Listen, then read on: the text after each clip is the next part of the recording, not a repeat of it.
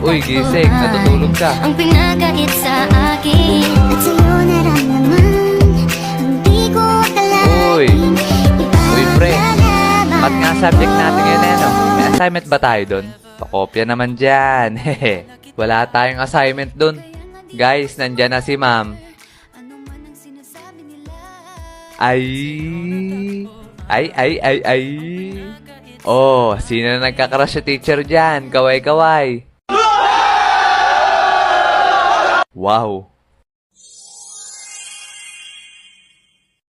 Okay, class, nakapag-ready na ba kayo ng sarili nyong isosolve na problem?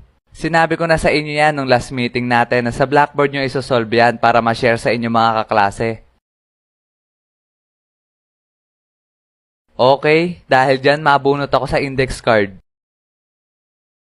Rio, ma'am, present, never absent. Nandyan ka na pala. Meron ka na bang isosolve na problem?